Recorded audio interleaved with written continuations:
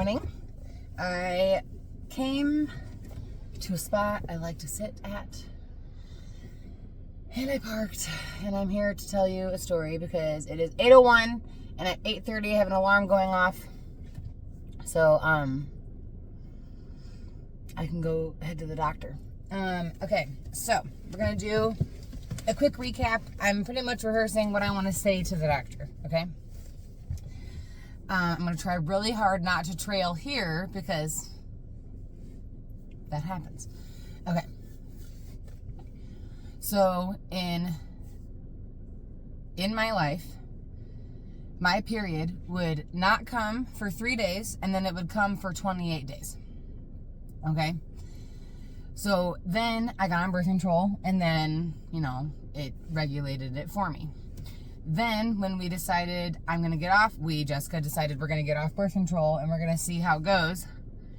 By the time we were trying from then to the time I walked into the doctor's office, from the day I walked to the doctor's office, my period was 96 days apart. It just kept getting further every month. Or every period. It'd be more days between. So then I went to the doctor and they put me on Clomid, and for August, I was on 1 pill a day for 4 days. September, 2 pills a day.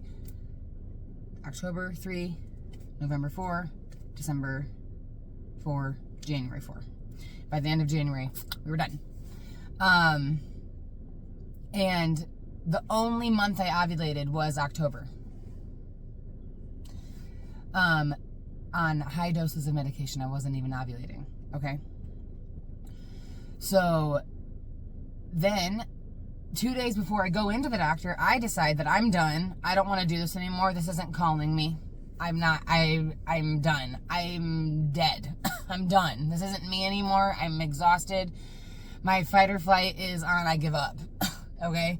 So then I walk into the doctor's office to say I'm done, and he tells me to sit down, and he says, okay, babe, you can't do this with me. You're going to need to go to an IVF clinic. You're going to need more help than me if you want to see this progress. And I said, I'm okay. And he said, you don't want pamphlets for like an IVF clinic? And I was like, I tried. I did it. I was like, I gave it my all. I'm good. And he's like, okay. And then I walked out of his office and then never did anything about it again until today.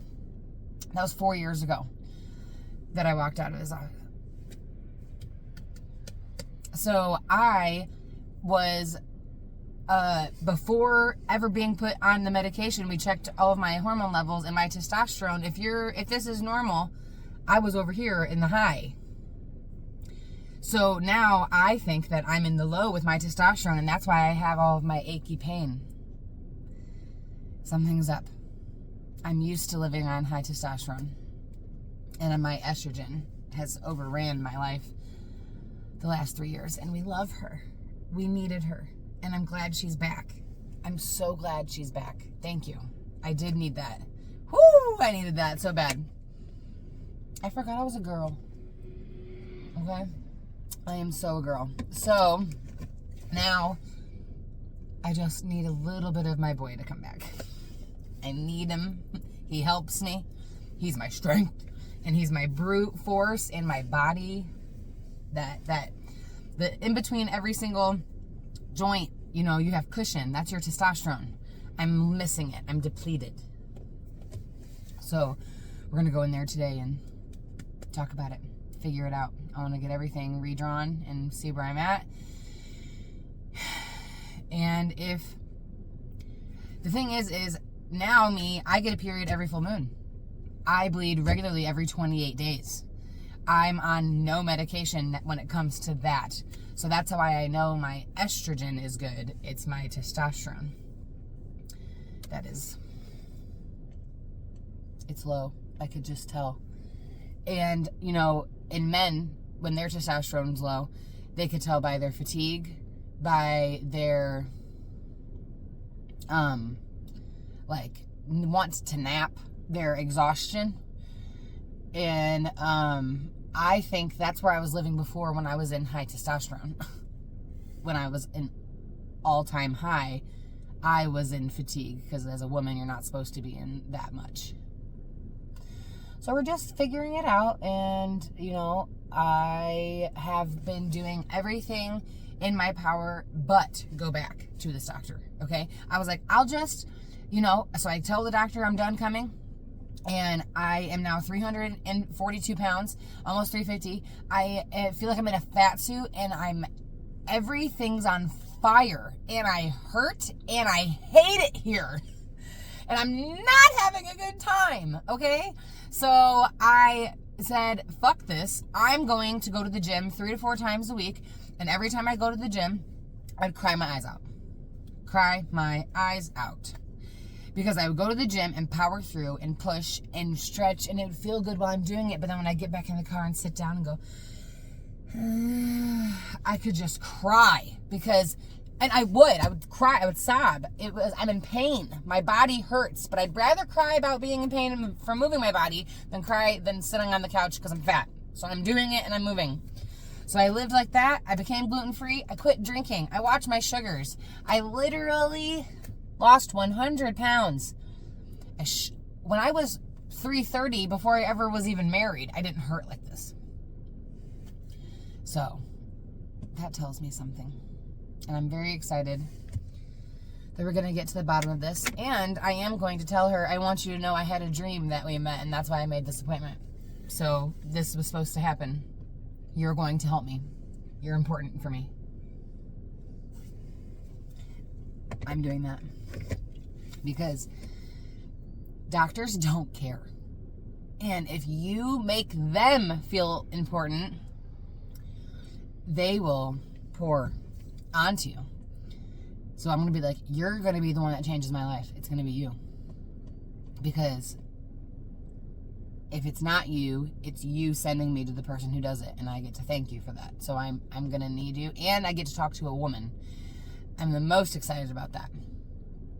Did you know all women have vaginas? Interesting. New facts. Okay, so because of that, I'm very glad I get to talk to you because you know what I'm talking about. And I want to ask if she's heard of PMDD, if she knows, because if we want to get down to, I've been researching me the last 4 years and taking observations. I'm my own mom.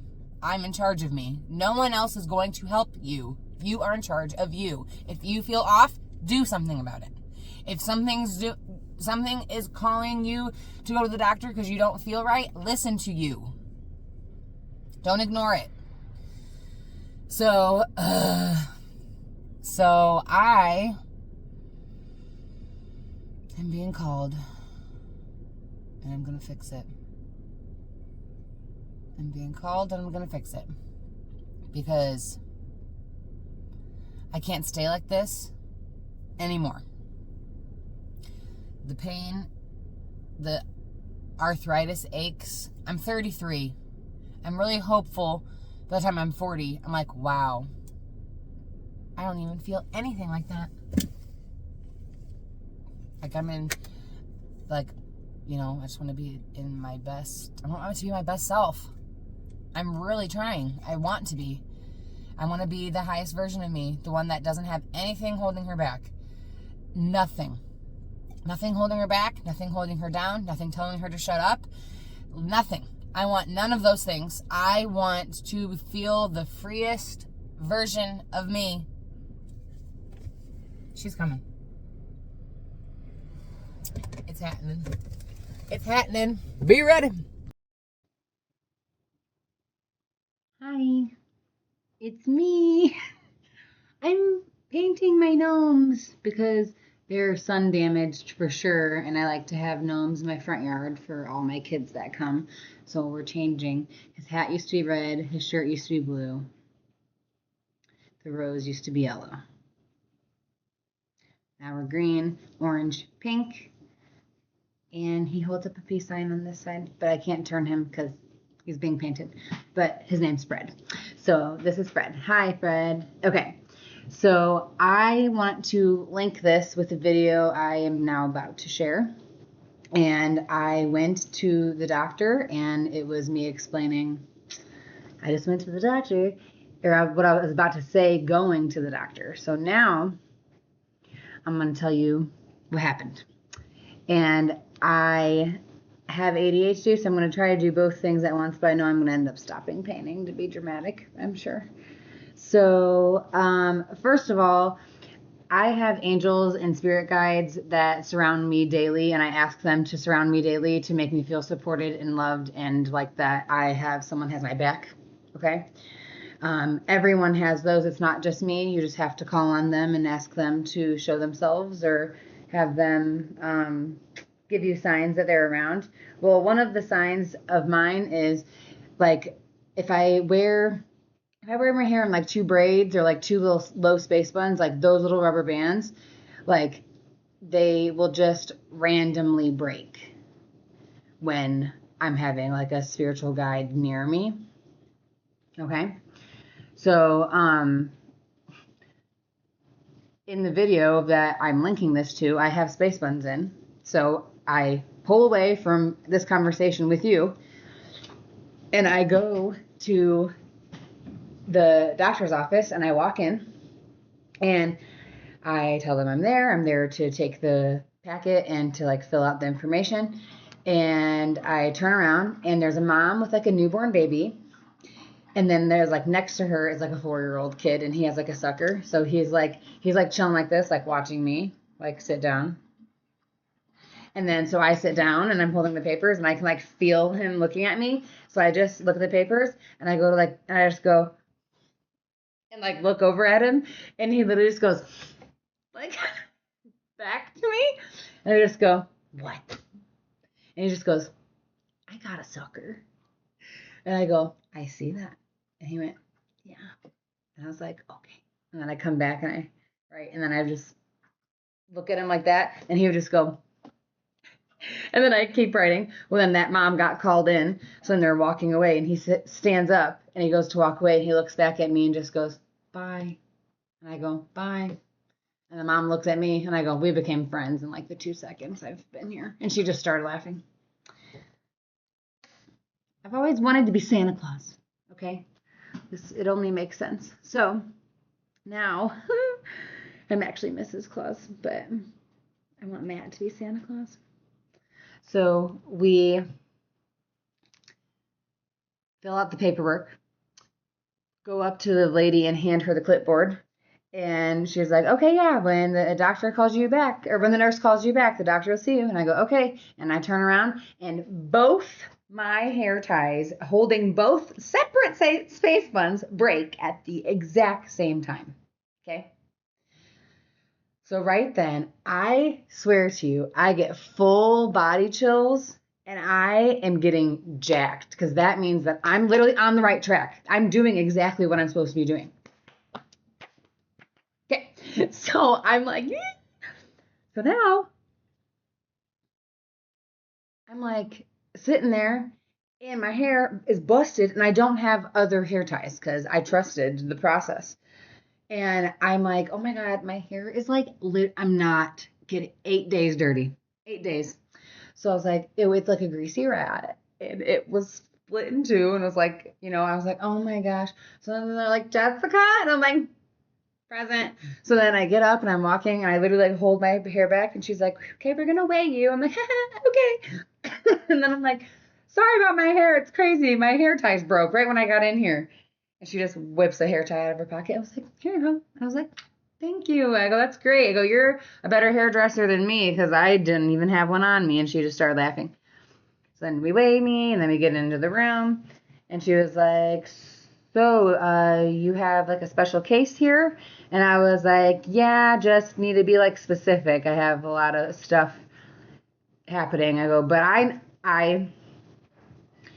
really proud of myself because I think this is the first time I've ever walked into the doctor's office confident. I know what I'm talking about. I'm not walking in asking you, what am I supposed to be learning today? I'm walking in being like, I need you to know this about me. Every other time I've walked into a doctor's office, I'm like, help me because I don't know what I'm talking about. But right now, I know what I'm talking about and I need you to write it down. And it showed. I can tell that I was really proud of my confidence that day. So she was like, so go ahead. Come on. She's like, go ahead and give me like the Cliff Notes version, but give her like the full details. And I was like, pretty much, I tried to get pregnant in 2022, and by January of 23, I got off of the medications, but I never took any other medication to wean me down. So I've been just left on high and like a lunatic. And she just started laughing and she goes, okay. And she was like, just tell her like every detail and, we'll get you fixed up. I'm like, thank you so much. I really appreciate that. So she leaves and then I just jump up on the table and I'm just sitting Indian style and I'm just rocking back and forth. And I'm like, I feel like this is the calmest I have felt in a doctor's office. And the other half of that is it has nothing to do with whoever the hell is about to walk in this room. It's that I feel confident. I'm not sitting here being like, okay, like, should I ask this? Or like, is this important? Or like, am I supposed to even ask that? Is that even about today? Like, I didn't realize I had doctor anxiety until I now am walking in and I don't. And I'm like, no, I know what I want to ask. I know what I want to say. I know what I want. So she walks in and she's like, hello. I was like, hi. And she was like, hey. She was like, so I heard that we have some fixing to do. And I go, yes, we do.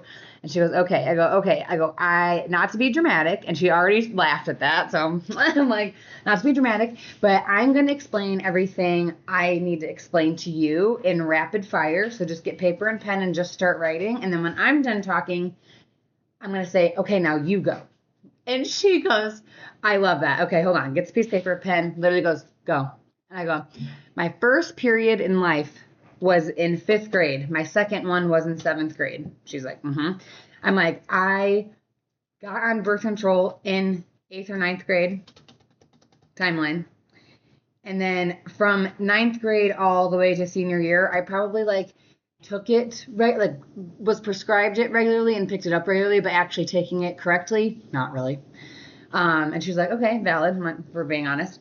Then by the time I was like 18, 19, I was like, no, please don't. So I took it very regularly. And then when I was on it regularly, when you were supposed to get your period for X amount of days, I would only have 1 day of a period on birth control. She's like, okay. I was like, now, fast forward, October of 21, I decide I want to be done taking birth control and see how it goes if we like try to get pregnant naturally. She's like, okay. I go from October of 21 to August of 22. By the time we got to August of 2022, my periods were 96 days apart from each other. And she was like, oh. I was like, I wasn't ovulating. I wasn't bleeding. Nothing. And she was like, okay. I was like, so then August of 22 is when I got on Clomid. And I went into the doctor and he tested my testosterone. And if these were the normal levels and this is high, I lived over here before I ever got on any medication. I go, so I went from high testosterone to low estrogen. And now I feel like I went like this. And she goes, and I go, and now I'm stuck here. And then some days I'm like this. And then some days I'm like this. And she was like, okay. I was like, so now I take 1 pill every 4 days or whatever for August. And then it's 2 pills a day for September, 3 pills a day for October, 4 pills for November, December, and January. October was the only month I actually did ovulate regularly. Didn't get pregnant, but I ovulated. But the rest of the time on all of the other dosing, I've been ovulated. It's not working. So by the time I was walking into the doctor's office to say, hey, I'm done, he sat me down and said, hey, you're in postmenopausal ranges. And if you want to see this proceed farther, you're going to need to go to an IVF clinic. And I told him, I don't want to do any of that. I'm good. And then I walked out of his office and I never took anything to wean myself down, to fix it, to do anything. And now I have been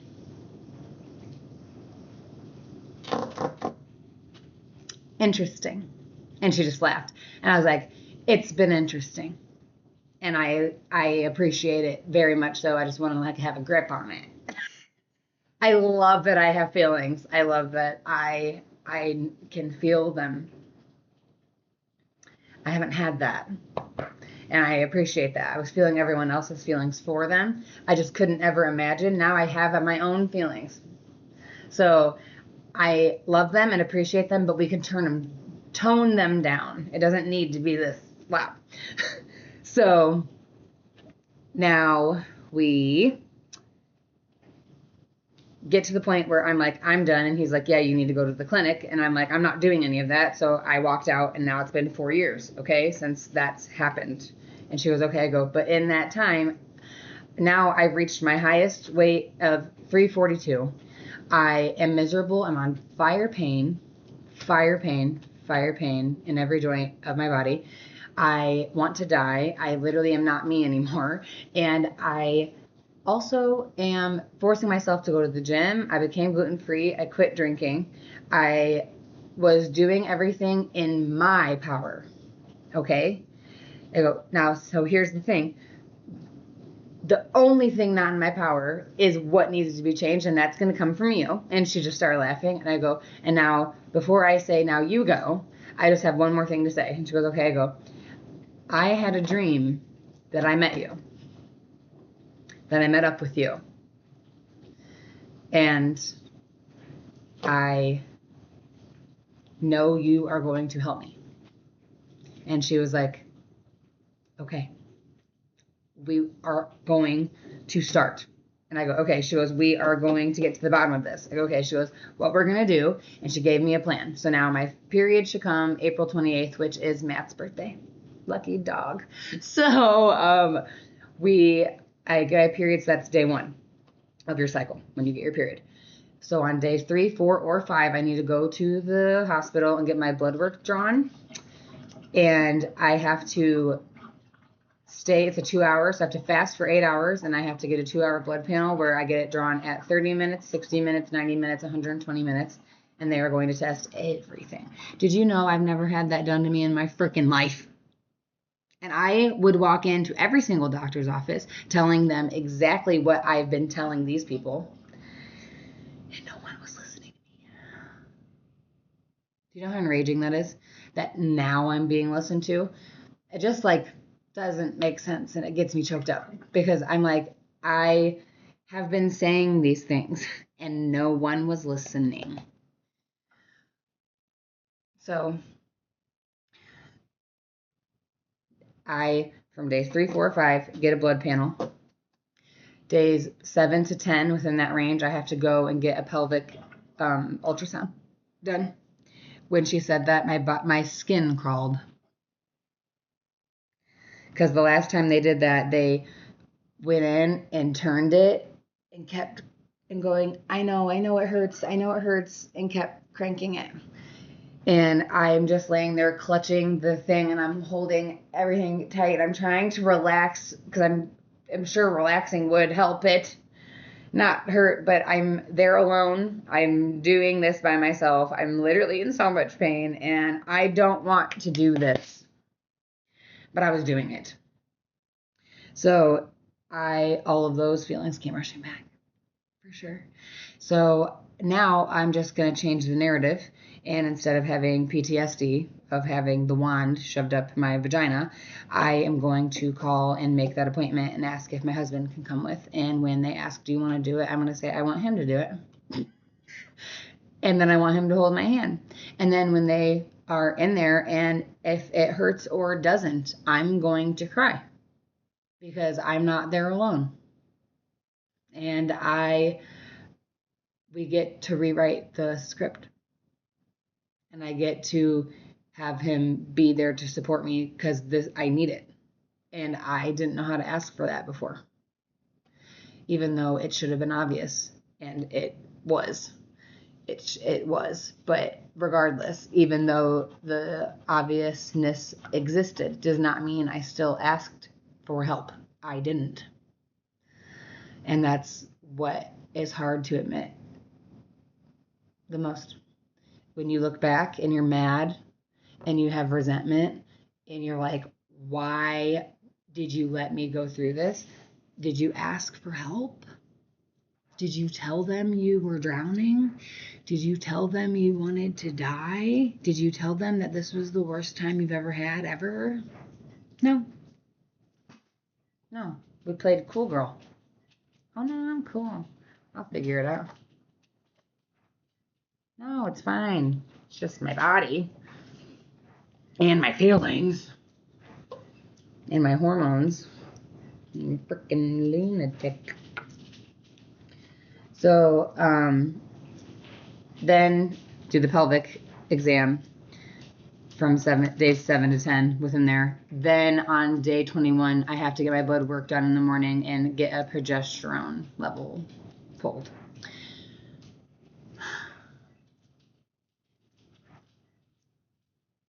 Right? Yeah. And then I get my period probably on day 28, and then we would reconvene.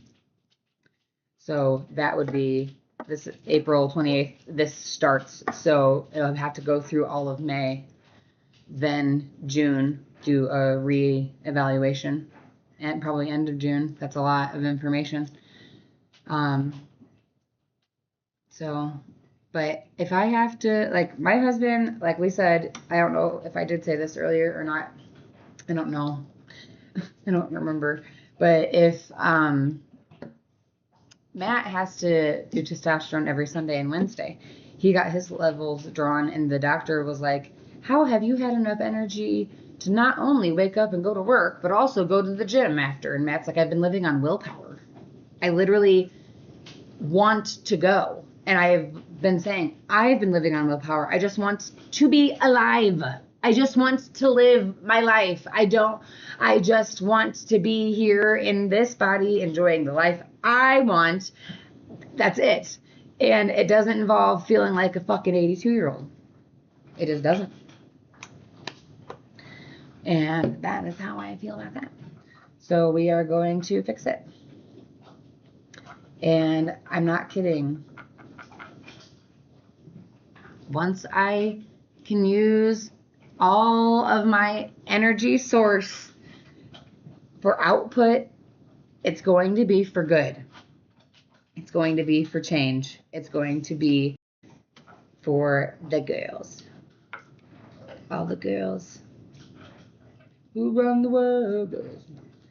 It's for the girls because we have been so polite for like so long.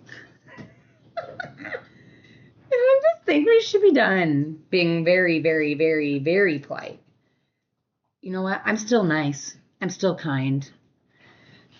I'm done being polite. Especially when it's not a being that it's like warranted. Like, if you ask for this fire, you literally asked for it. I've been so scared of me. I know that I have like a mean being inside of me. And I've like hushed her down because she can be mean. I don't ever want to be mean. I don't like being mean. It doesn't come naturally to me. It makes me feel icky. I truly want everyone to win. I want everyone to be in their highest self. I want everyone to be enjoying every waking moment of their life. And if that sounds unattainable, then you don't get what I mean. And if you get it and you're like, no, like, if every point of your table, okay, your life is a table. One corner is you and yourself. The other is you and your work, you and your family and partner, and then you and your hobbies. Is that what I do? Family, love, self, hobbies, work. Okay, self and hobbies are one. So if there's only 4 corners, okay. If one leg is wobbly, they all start to feel uneasy. So if you don't love your job and you hate going, and then you come home and then the mess on the counter is making your skin crawl, but that has nothing to do with the mess on the counter. It's because you literally hate your job. That's because that whole leg is like shaking. It's just making the whole table ripple. Does that make sense? So then if you love your job, but then you come home and your partner is pissing you off and you're like, do I even like you anymore? Am I even happy here? And is this what I want? Is this the kind of relationship I want? Am I being the person I want to be? You know, the spirals, the voices, the spirals. When those come in, if you aren't happy with your relationship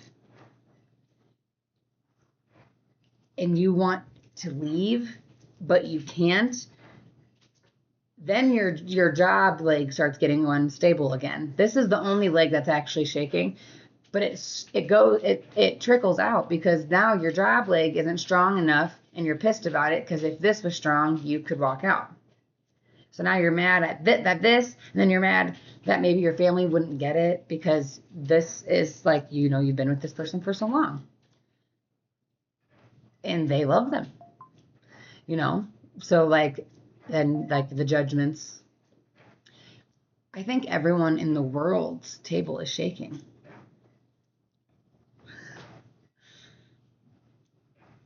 Mine's not. I've worked really hard for that. That can make me cry.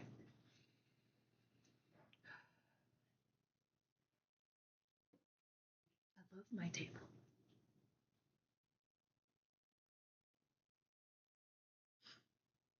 I built it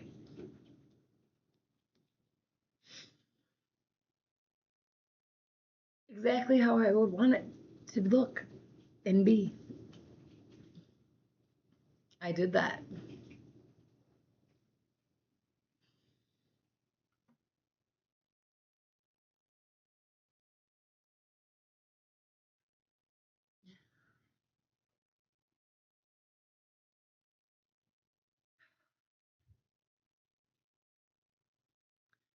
I'm proud of you.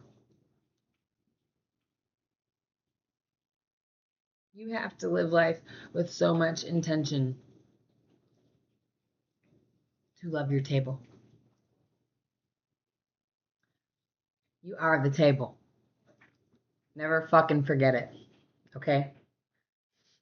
Just never forget it. Quit doubting yourself. You are going to move mountains the day you wake up and say, I'm going to fucking move a mountain. You know what I mean? When you say it and you mean it and you're like, I'm doing that, you do. That's all you need. One day, 1 hour, 1 minute, 1 second of brave. That's all you need. One little second to decide. It changes a lot.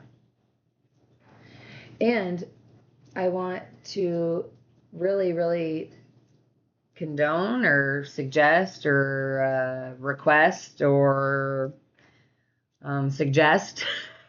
Hey, Dr. Seuss. Any of those words, I want you to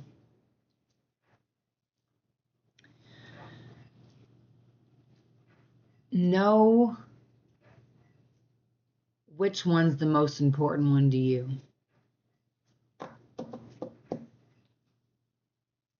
Of all, they all can't be your favorite. You can't love your family the most.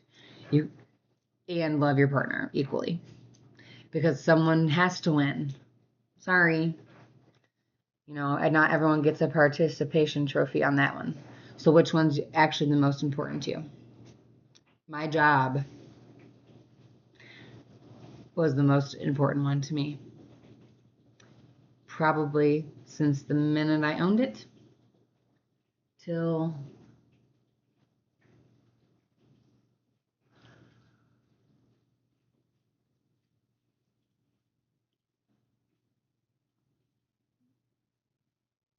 I would say till 2024, because 2023 December is when I had to leave my brick and mortar, and that's like the beginning of my crash out. And then I moved home, and then I just felt so like lonely. And then I was like, wait, hold on, like my job like is running itself because I feel like I'm not even paying attention. Because I was so depressed because like I just didn't understand how everything in front of me just wasn't working. Like that doesn't make sense. Like How come everything I've been pouring my heart and soul into isn't working? That doesn't make sense. So then I started realizing the number one thing I was taking for granted was mine and Matt's relationship. But then not only that, then I started really putting it under a microscope and hating absolutely everything about it. I was being nitpicky. I'm a Virgo. I'm a perfectionist. If I don't think it's good enough to my standard from the day I decide there's a standard, there's been no standard this entire time. And then one day I decided there was one. And I didn't tell anybody. I just had one. So then, you're like, okay, I don't like that we're doing it like this. And I've let it be like that the last 16 years. So that's funny. 14 years at the time. Like, that's how it was going. So you can't be mad that that's how it's been going the whole freaking time. That's how it's been going. But I was mad. And I then put it on hyper focus because I thought it was easier to have my job be my hyper focus when it was like I was in the middle of the grind of like building my clientele and like getting people to like me, to trust me, to like their hair, to like the conversation, to like me. I don't know. The performer. I was born there, you guys. You can't be mad at me. I was born to perform and to be like, what can I do for you? Then once I was like, hold on. Why has not one person asked, what would you like to do? I got so mad. How could you not think of me? I always think of you. That's how I was so mad. In my mind, I'm like, no, because I always was like, I'm fine. Don't worry about little old me. You can't keep saying that and then like be mad they don't care. Like you're telling them literally not to care. Like you're literally like, I'm fine. You don't have to worry about me. So what's wrong with you? Like I never wanted someone to care about me because I also didn't want to admit or face the facts, I guess. Or I never wanted to complain because I think, if I complained about how Matt had talked to me a little more like direct than anyone else would like, I would just go, it's fine, I can handle it. Like, I know he doesn't mean it. Like, I do know that. Like, I did know that then, too. So it was like, we don't even need to talk about it. Like, I know how he's talking to me right now is literally just because that's his, like, knee-jerk reaction as a human being. He doesn't, like, hate me. He's literally obsessed with me. He's not ever going to be mean to me. But that was my brain. But then from the outside, he'd be talking at me. And then everyone's like, you gonna let him talk to you like that? And me now, I'm like, you gonna let him talk to you like that? But me then, I'm like, I gave grace. I understood. I get it. I know that you don't like mean to. I got literally one day I woke up and was like, I don't like that excuse anymore, Jessica. It's time for you to be like, I deserve you to talk nice to me. So that's how one of our first fights happened. Because I was like, why are you like talking to me like I'm stupid? That was a fight for sure. Yeah. And all the fights we had were horrible and necessary and deep and like they were harsh. We both know how to be mean. We don't want to be mean. We're literally never mean to each other. That's like, again, it doesn't come natural. It's icky to me. I don't win that way. I don't like that. I don't like to win. Ugh. Like, no, I want you to hear me and feel my feelings and understand what I'm talking about. I don't care about winning. You know why? Because when you're crying to me and I'm holding you and you're explaining all your fucked up feelings, I'm saying, I get it. For a reason. I get it. I just feel like no one was linking as to how I could be getting it. I don't know. I always just assume people think I'm naive. I think that's a wound of mine, I guess.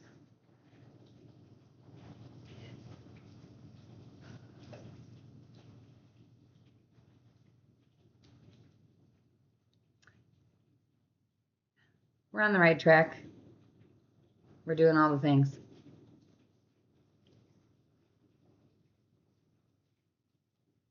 I guess that's all I had to say. Say bye, Fred.